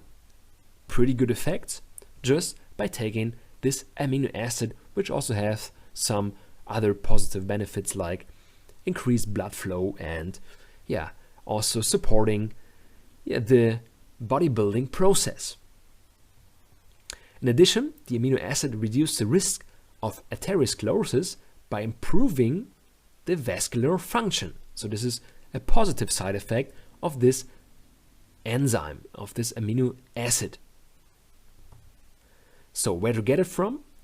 You can actually get it from natural resources like pea protein. So for example, 40 grams daily consists of 2.8 grams arginine plus some iron. So this is really important and good. So also a source of L-arginine are peanuts, but just take natural peanuts with the shell. So you can actually peel it and take it then. So just without oil, without some roasting process, without salt, just eat the peanuts as they are, and then you're gonna be good. Also a source in terms of L-arginine are almonds. So you can find this compared to the actual supply, so the natural supply, if you have a capsule like that, which is also a possible intake. So how can I lower my blood pressure naturally with my diet? With the help of garlic extract. So I was pretty surprised for myself to see the potential of garlic in terms of reducing high blood pressure, but find out for yourself. So the substances in garlic improve the fluidity of the blood by diluting it naturally. So pretty interesting to mention in the first place which potential the garlic extract and garlic itself has. In addition to that, it has vasodilator, vasorelaxing and vasodilating effects. So just consider that as really effective in terms of lowering your high blood pressure naturally. The garlic extract improves the blood flow and increases elasticity of the vessels, and this is what you're going to experience and what you're going to actually take advantage of if you take it in on a regular basis. In an Australian study, the intake of 2 garlic capsules a day over a period of 12 weeks with the person of having a high blood pressure of over 140 millimeter mercury column systolic could be reduced with the help of these capsules of garlic extract by 12 millimeter mercury column in average. And this is a pretty good result just for 12 weeks, just by taking garlic capsules. So just be aware of that and consider taking it for yourself to see the positive effects.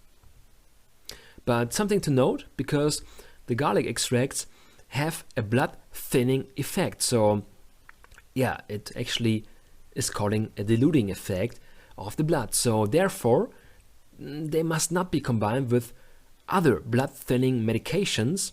And yeah, this is also really important to just prepare in a good way, in a certain way, before a surgery especially. So just talk with your physician about that topic so you're sure you're not experiencing some side effects in that case. But besides that, just be aware of the capacity and the potential of garlic itself. Pretty good in terms of reducing high blood pressure. So how can I lower my blood pressure naturally with my diet? With the help of vitamin D. And this is really, really important and really key to mention because the potential of vitamin D is enormous, and I'm interested to see that not a lot of people actually know that. In a Danish study, over 180 hypertensive patients actually had a daily intake of 300 international units of vitamin D. And the upper systolic blood pressure value was reduced by an average of 7 millimeter mercury column in average, and just by taking vitamin D. Pretty good as far as I'm concerned. Result of another study, an American study, the blood vessels in people with low vitamin D levels generally are less elastic. However, as soon as the vitamin D deficiency was resolved by increased intake, the improvement of the flexibility of the vessels and the blood pressure decreased by an average of 4.6 millimeter mercury column. And this is really, really good, just by an increased intake and just by taking vitamin D. The blood pressure lowering effect of vitamin D is actually combined with vitamin D as a natural inhibitor of certain messenger substances. So this is actually, in combination with the high blood pressure, a really interesting process that vitamin D is actually dealing with. So vitamin D can be excellently combined with vitamin K and calcium to prevent deposits in the blood vessels. So vitamin K is really key. It can be reduced naturally in your system, in your digestive system, but it is really important to just combine it with vitamin D if you have a high intake. But please read and research that topic, especially if you are starting to intake vitamin D and if you're planning to take higher doses especially. Besides that, I can recommend to just start with the doses that the preparation you're going to take is recommending. I actually do take a liquid version of vitamin D, and I'm doing pretty good with that kind of supplement. So how can I lower my blood pressure naturally with my diet? With the help of pine bark extract. So this is really interesting because there is an active ingredient within the pine bark extract, and it's called oligomeric proanthocyanidins. And these are naturally occurring substances in plants which belong to the group of flavonols and are assigned to the parent polyphenols. And these polyphenols, you already know, if you remember, cacao as a good source to lower your blood pressure naturally. So you'll find out that this element of the plant is really potent to just do the same thing in a natural way. So these active ingredients, also called OPCs, actually can be found in grape seeds as well. And they basically have anti-hypertensive effects and very, very positive effects on the skin. So also a positive side effect in that manner. Already 150 milligrams of pine bark extract result in an improvement of the blood circulation by 66% and consequently to a lowering of the blood pressure, which is pretty significant. So I can recommend to just consider taking pine bark extract as one of many options to reduce your blood pressure naturally. And as you can see, it's pretty affordable option. You will find that this kind of supplement is relatively cheap to just get, and yeah, the intake is pretty interesting, especially if you see the very positive effects on your skin as a side effect. So how can I lower my blood pressure naturally with the help of my diet and the nettle? The nettle is really interesting because the nettle is a part of the folk remedial hypertension therapy for hundreds of years. So yeah, it is really interesting to see how long it has been used already, and yeah, the rural medicine, you can say. And yeah, you can consume the whole plant, make a tea or a pesto out of the plant itself. So if you actually have a chance to find the nettle in a wood, for example, which is not contaminated, for example, you will find that you can basically make a tea out of it. You can crush this plant and make a pesto out of it. It's totally possible and pretty effective in terms of reducing and lowering high blood pressure naturally.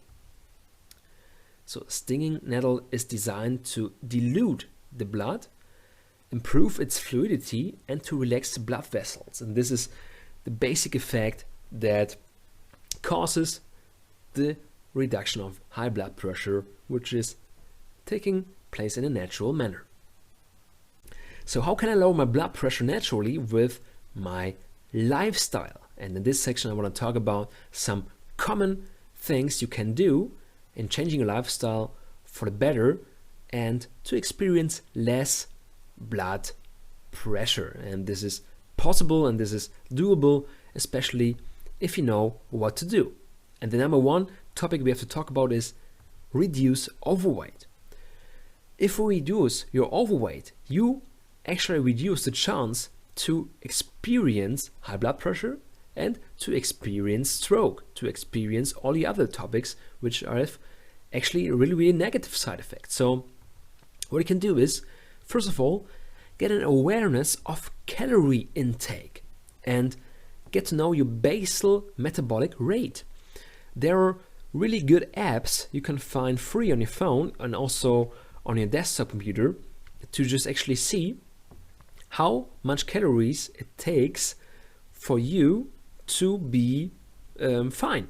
So for example, an average, this is just an average number, it can be really different, really specific. So a female office worker with 40 years of age needs around 1,400 kilocalories. So this is really interesting to just see in relation to the intake. If you intake more and you're not actually active in terms of sport, you might gain weight, and this is really important to just see and compare.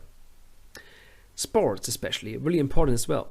If you do sports to reduce overweight, I would recommend the following frame for 60 minutes of active sports.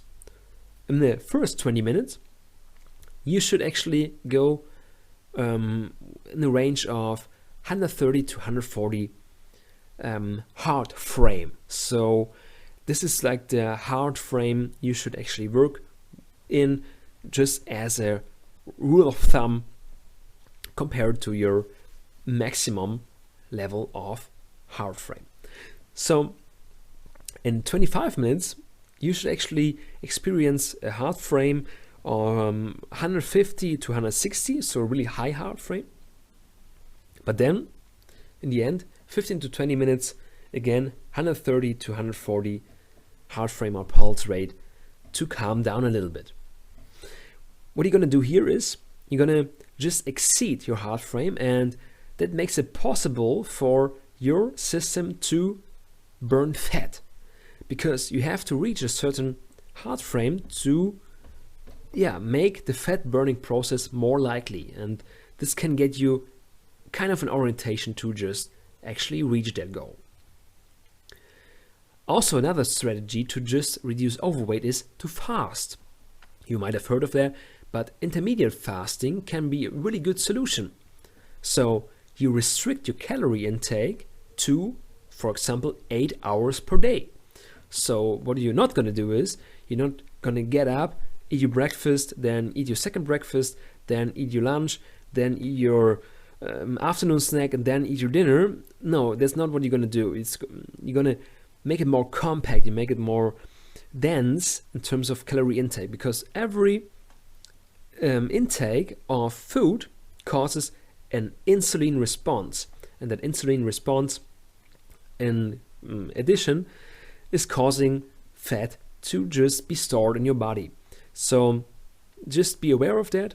So 16 to 8 can be an option, so that means 16 hours of not eating and 8 hours of time frame where we can eat. But sometimes it's also possible to do another section, so 18 hours per day of not eating, so it contains sleep and also like regular daily activities, and just within 6 hours you eat all of your calories in that time frame. So I recommend to just do fasting. I do it for myself since several months, and I see the results for myself. I feel more awake, I feel much more active, and I do not get tired as easily, and and I can stay at my weight pretty good, and this is also really interesting to see.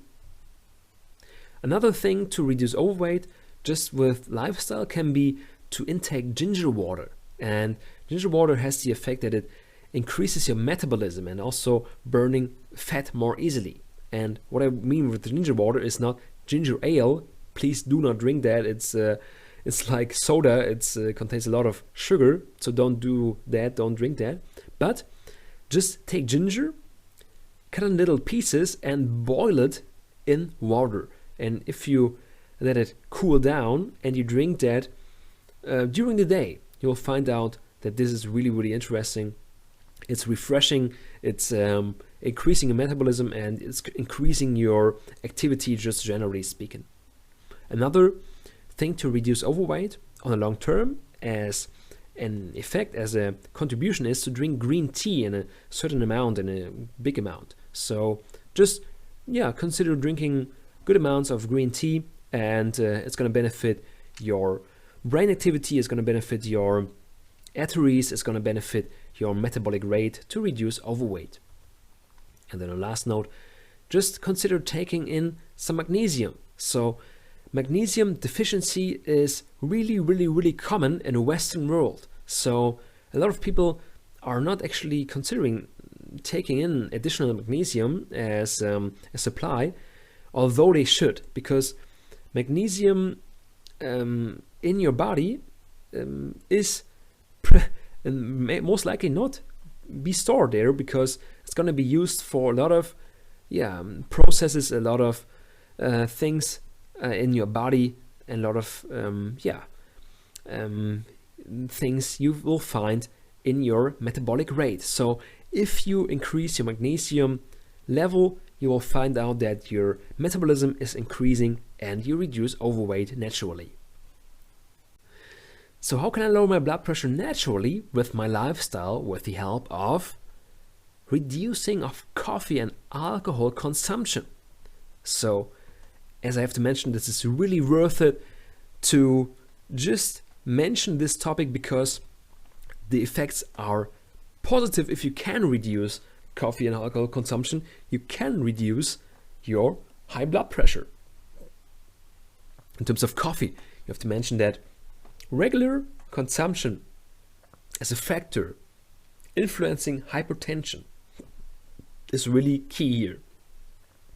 So to just actually lower your hypertension, it is really important to see that coffee might not just cause it, but it's like a contributing factor. So what is an alternative to coffee if you want to stay awake, if you want to have the positive results?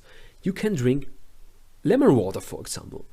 It's more refreshing, it's more uplifting than coffee if you actually feel deeply in terms of that really regular habit that a lot of people have.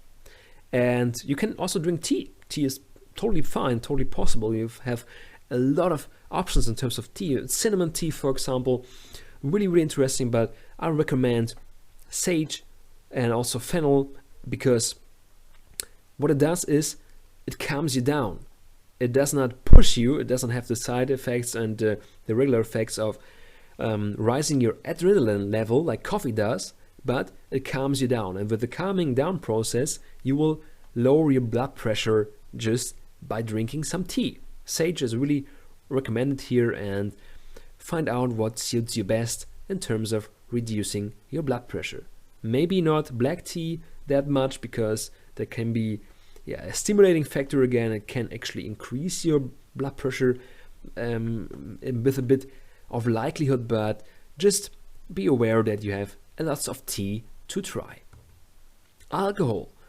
So if we reduce the daily intake of alcohol consumption by 20 grams per day, so you can reduce high blood pressure by 3 millimeter mercury column just by doing that. So really impressive, isn't it? Just by reducing the high alcohol consumption on that level of 20 grams per day, it can be seen an effect here. So in 90% of persons with an alcohol-induced hypertension, it would be possible to normalize blood pressure by reducing alcohol consumption to a maximum of 20 grams per day. So this is a really interesting orientation. If you can manage it to orient to 20 grams per day, it's totally possible to just normalize your blood pressure if you have been drinking more heavily beforehand. So how can I lower my blood pressure naturally with my lifestyle? With the help of stop smoking. I can totally recommend to stop smoking. It is totally worth it in terms of several side effects which are positive. For example, your breath does not smell that much, and other side effects if you stop smoking especially. I also heard people that were stopping smoking that they actually felt that they can taste better, so they have a better sensation of food and an increased sensitivity in terms of several tastes they didn't actually had before. So really interesting to just see that side effects. Generally speaking, it's an unfavorable factor for cardiovascular diseases. So like hypertension, smoking is really a key here to just actually reduce that, to stop smoking, in terms of to see important and really good effects in terms of hypertension. So smoking promotes ateriosclerosis. Ateriosclerosis is a factor that you don't want to experience, because if you want to experience that, it means actually the probability of high blood pressure is higher. For a heart attack, smoking is the most important risk factor, and for stroke, one of the 3 most important risk factors. So be aware that smoking is harmful for your health and increases the risk of a heart attack, increases the risk of a stroke. A single cigarette increases the blood pressure by 5 to 20 millimeter mercury column for 20 to 30 minutes. So it has direct effect on your blood pressure. So smoking and blood pressure are really, really interconnected and intertwined. Smoking is not considered as a direct cause of hypertension, but cigarette smoking reduces the effects of anti-hypertensiveness. So maybe studies cannot show like the really direct connection between hypertension and the negative parts of smoking, but just generally speaking, it's worth to leave the cigarette be for your health. So like a quick tip at the end, so directly before you smoke, visualize the negative consequences consciously and see the positive consequences of letting smoking be, and just imagine it in your mind. Just see how nice it is if you increase your willpower in letting that smoke be, and imagine the consequences, how you feel and how you rise your probability in just actually smoking and continue smoking. So another thing to do is, I wouldn't recommend to stop smoking from one day to another. See it like a process. So if you smoke like a package a day, for example, like right now, I would recommend to just imagine the question, can I make it possible to reduce my smoking within 1 week by 1 cigarette? And most likely, most of the people would say, yes, I can reduce my amount of smoking of cigarettes within 1 week by 1 cigarette. Then, in addition, you can continue that. You can just actually continue to reduce it more and more. So you will find out that maybe 1 cigarette a day is totally enough. And then after that, you will find out, okay, I can live without a cigarette. It's possible. I don't have to have a cigarette. So this is recommended because most of the people do not have the willpower to just stop smoking from one day to another.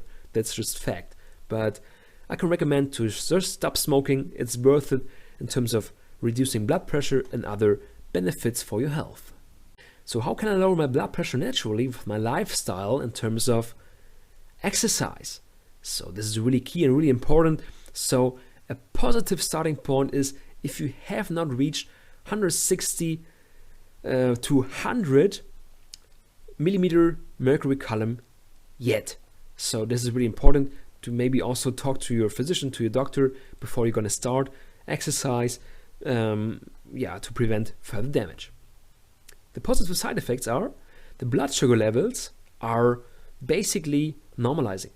The blood lipid levels as well. Weight loss, as mentioned already, positive side effects of exercise besides lowering your blood pressure.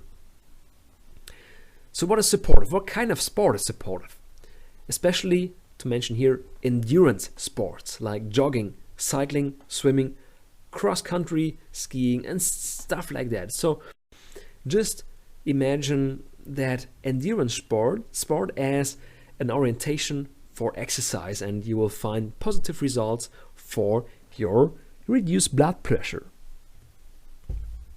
You can also find that yoga and gymnastics have positive effects on your blood pressure. So the University of Yale actually found out that there are good results.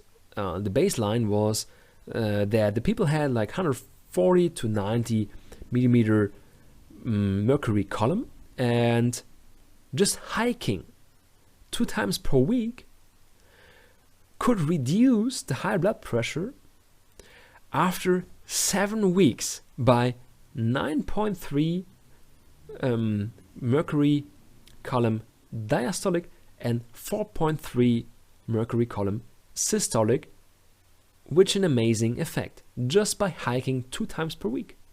So I'm optimistic that you can also exercise, you can also be active in your frame of possibilities, and if it's even hiking, just do it. That's the important thing here, and do what brings you the most fun and the most positive effects for yourself, so you stay in that activity and create consistency. Another thing to recommend is high intensity interval training. So that means that for a short period of time you actually reach 95 to 100% of heart rate. And this is really important because that means you should have be checked from your doctor beforehand to just actually do that kind of exercise. But if the doctor says it's possible and it's not harmful for your case, you can experience really positive effects of that kind of training. The high intensity interval training is having the time saving and cardiovascular risk factors better controlled than through aerobic exercise. This is something that some sources actually say. Anyhow, regular practice is important. At least 30 minutes, maybe 3 to 4 times. This is really key. The human body, the human at all, is designed to be active, to be, just actually outside, to just actually experience things. Maybe not to reach your levels all the time, but maybe to be active every day in the best case. So especially if you have a desk job, I recommend to just get exercise 3 to 4 times a week in the best case, and this is beneficial for you for sure. And the last mention, as I mentioned earlier, the medical examination when resuming exercises. I would recommend to just talk about that topic with your doctor, and then you're going to be sure whether it's good to exercise for your certain case. So, how can you lower your blood pressure naturally with your lifestyle in terms of practicing relaxation methods? And this is really key. This is really a good option to lower your blood pressure naturally just by practicing this kind of methods. Basically, really important to understand the principle of tension and relaxation. These are two sides of one medal. It's like plus and minus, like yin and yang. Tension and relaxation belong together as a pair.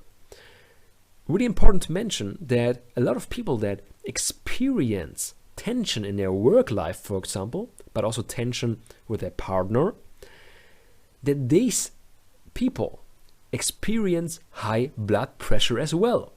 So this tension can be seen in the body basically corresponding. So I believe that there is a correlation between also the psychology factors of tension and the physiologically seen effects of blood pressure within the body. So it is important to relax, to just do the opposite consciously, to just relax and to reduce the blood pressure with the help of these methods naturally. So the relaxation methods do not just target the psyche, but also the body. So this is all intertwined and really connected to each other. Especially if you can make it possible to relax your muscles. The vascular muscles, the vascular wall muscles are also relaxed. You will find out you will have an increased blood flow in your hands, in your legs, and all your body. And this is what it makes so interesting and so practical. So what kind of methods can you actually do to just experience these effects? First of all, meditation. So you will find a lot of guidance, you will find a lot of guides in terms of meditation, and it's a really good way to do it self-determined, to do it for your own, whenever you have time, as a morning routine, for example, or even in your car. It's possible to meditate and to see the positive effects that go within. Another option is autogenic training. Autogenic training is actually origin from a person from Berlin, which is psychology expert like 100 years ago. And what you're going to do with the autogenic training is you're going to imagine certain areas of your body getting more heavy, for example, or getting warm, for example. It's like an imaginative process for relaxation, but pretty efficient and pretty well studied. So works pretty good. You can also do yoga. Yoga is basically maybe not a relaxation method itself, if you do hatha yoga, for example, but you can do also like breathing exercises like pranayama, for example. And this is also a certain area of yoga, but you can use it as a relaxation method to connect with your breath, for example. And I would recommend to breathe more deeply just in general, and it helps you for sure to calm down in certain areas of your life. You can also use a biofeedback exercise. Maybe there is an app like Breath Mix, for example. You will find others on your Google Play or your Apple store to just actually do that for yourself. And what it actually does is a biofeedback respiratory pacemaker. So with a guidance in terms of breathing, you will find out that your heart rate is also relaxing, also going down. And with the overall relaxation, your blood pressure goes down as well as an effect. You can also use music to lower blood pressure. You can also use binaural beats. You can use also classical music to calm down. There are a lot of musics available. Just pick the one that you find really relaxing and just use it. I can recommend it to just use it. It has a blood pressure lowering effect. Another thing is Tai Chi, which is maybe also not a basic relaxation method itself, but the calming movements can actually cause a balance in terms of your energy, in terms of the philosophy and the basics of this tradition. So yeah, you can use it, you can practically use it to just calm down and to relax more easily. On the last note, I want to mention the progressive muscle relaxation. I think it's a really important and really good method. I'm really optimistic and really actually on the last note, I want to mention the progressive muscle relaxation. So this exercise, I'm convinced that it can help you to calm down more easily. So this kind of relaxation method relaxes the muscles in your body, and with the relaxation of your muscles, you will find that the vascular system is actually also calming down, and your blood pressure will go down. So this is also researched pretty good, and if you want to check it out, if you want to try the progressive muscle relaxation, an established method with more than 100 years of practice and experience and a lot of studies, just check out my course on Udemy on the progressive muscle relaxation, and you'll find out that this is a pretty good option. So how can I lower my blood pressure naturally with my lifestyle with the help of practicing sauna sessions? I can really recommend sauna sessions because they are just something for your well-being, but also they have practical, researchable and also measurable effects on reducing high blood pressure naturally. So as studies show, regular sauna sessions have a lasting beneficial effect on blood pressure regulation. Blood pressure in hypertensive patients after twice of a weekly sauna visit, once they had 166 to 101 millimeter mercury column, and after 3 months it can be reduced to 143 to 92 millimeter mercury column. Just actually lowered really significantly by 23 millimeters mercury column systolic and 9 millimeters mercury column diastolic. And this is pretty amazing what the patients and these studies show. And you can use these effects. You can use it. You can use it for your well-being and also for the preventative and the curative effect of reducing high blood pressure. Important factor of lowering blood pressure with the sauna is presumably the functional improvement of the inner layer of the arteries. This is assumed at least. So just be aware of this effect of the blood pressure lowering process. So the effect is comparable to regular endurance training. So yeah, just the regulation of stress hormones can be actually also influenced by regular sauna sessions. So also a positive side effect to mention here. And as a side note, beware of heart failure, angina pectoris. So this is an inflammation of your heart, basically, which is also problematic. So just actually talk to your doctor in terms of that issue, whether you have to take care of something before you go to the sauna. But if you're actually free of any issues, just do it and enjoy the positive effects. As I mentioned, consult a doctor beforehand and to make sure about your individual situation. And if you did that, have fun in the sauna. So, in a last note, I want to mention some further resources for your interest if you want to dig deeper in terms of the interesting resources. So on the last note, I want to just mention some further resources in terms of the blood pressure reduction. And if you're interested, just check them out. I think they have really good information to just actually get that for your interest. So there are 17 effective ways to lower blood pressure on that document. Just actually check it out.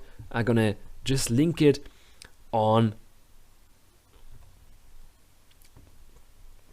So on the last note, I want to mention some further resources that I found helpful to just actually get a compact and practical overview how to lower your blood pressure and how to get additional information which might be interesting if you want to dig some things deeper, and if you want to maybe find out some more information about the topic itself, because it's a big one. And if you're interested, that's really good. So first of all, I'm gonna link you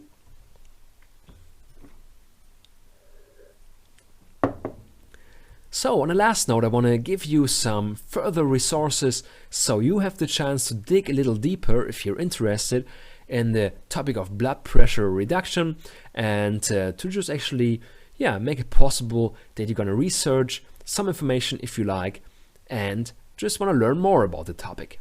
So I recommend 17 effective ways to lower your blood pressure, and this is linked.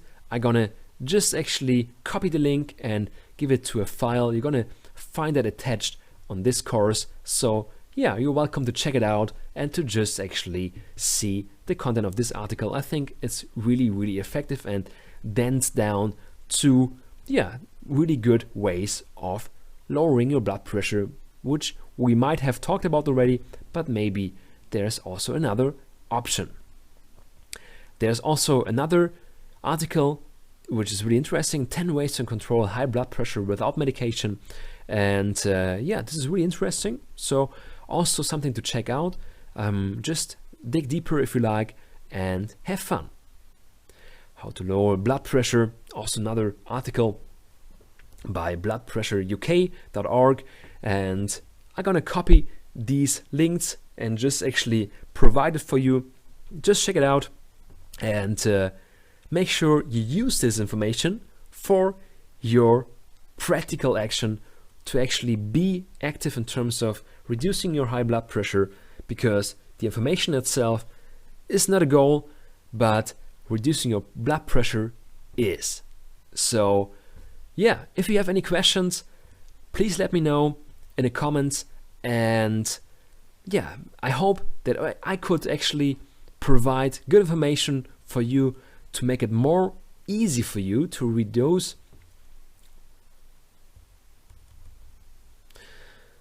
So on the last note, I want to give you some further resources that I'm gonna just actually link in the attached document. So if you want to dig deeper, if you want to research some of the areas we mentioned, you're welcome to just check out these resources. I found them really, really good and dense in terms of the information content and the practical value of the links. So you're recommended and you're welcome to check it out and to just actually let me know how you liked it.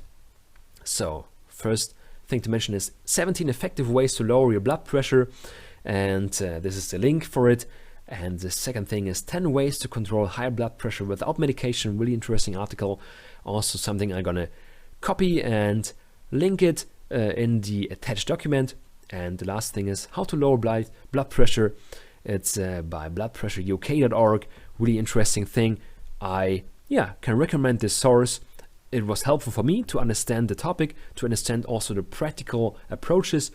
You will find a lot of things that we mentioned already in this course, but if you wish to have certain information, please let me know with the help of a message on this platform, and I'm really happy to message you and to answer you and to just actually dig deeper if you like and do some research if you like. And I would actually really be happy if you could give me feedback on the course itself and to just actually help me to improve the course. If you liked it, I'm really happy if you actually give me a positive feedback here and rate the course. And if you did not like it, so I would be happy if you could message me so I could improve the course, not just for you but for everybody. And I hope that I could support you with your goal of reducing high blood pressure naturally with the help of the mentioned methods. You have a lot of methods, you have a lot of options, you have a lot of working and reliable things to just actually support the reduction of high blood pressure. And I'm optimistic and convinced that it's also possible for you and you're gonna see results. Just take your time and be consistent, and it's gonna work out for your health and your benefit in general. So take care. Thank you very much for taking part in this course. It was a pleasure for me, and I would love you to see you soon in one of my courses. So best regards and take care. Bye.